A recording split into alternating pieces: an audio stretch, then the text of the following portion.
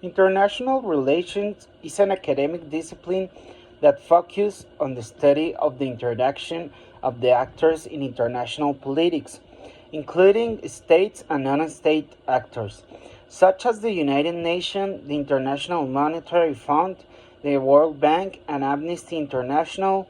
One of the key features of the international system is that it's a state of anarchy.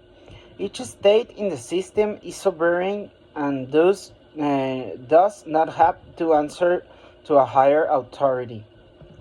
Imagine living in a confined space with a group of other people with limited resources.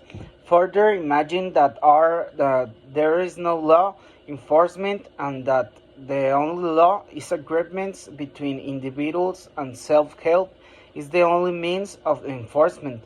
In short, every person can do whatever he or she wants, only subject to what the others in the space will do as a result. This situation gives you an idea of the world in which states live. International relations involves the study of such things as foreign policy, international conflict and negotiation, war, nuclear proliferation, terrorism, international trade and economics, and international development, among other subjects. As you may expect, international relations broad scope requires an interdisciplinary approach drawing upon the fields of economics, law, political science, sociology, game theory, and even psychology. Schools of thought. Like most areas of scholarship, there are different schools of thought in the field of international relations. Let's take a quick look at the major ones. Liberalism is a school of thought and argues that a state exists in an environment of anarchy, as discussed above, and primarily act in their own self-interest. Liberalism argues that states act in their own self-interest by cooperating, which increases predictability and transparency in the anarchical world stage. For example, institutions such as the United Nations help states come together in a deliberative fashion to try to solve important issues affecting global stability and the interest of the international community. Realism, like liberalism, holds the states live in an anarchical world and act in their own self-interest. However, unlike liberalism, realists don't buy into cooperation. Realists contend that all states are focused on survival through their acquisition of power and preventing other states from obtaining more power than they have.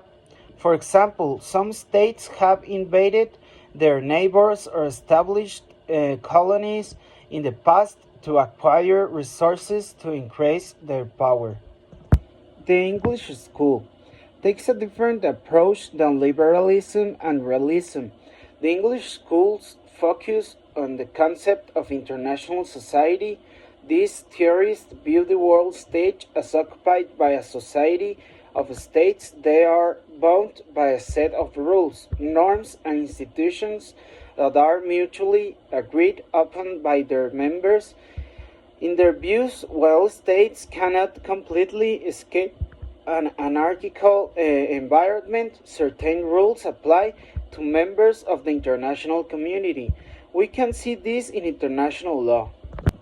Constructivism takes a sociological approach to international relations. Constructivism focus on how nations identify is formed in order to understand national interests. For example, states that share common characteristics or traits such as democracy and capitalism tend to view each other in positive terms, while viewing states without these shared characteristics often identify in negative terms. Thus, states with similar identities may tend to socialize positively with each other, while being hostile to states that have radical different identities.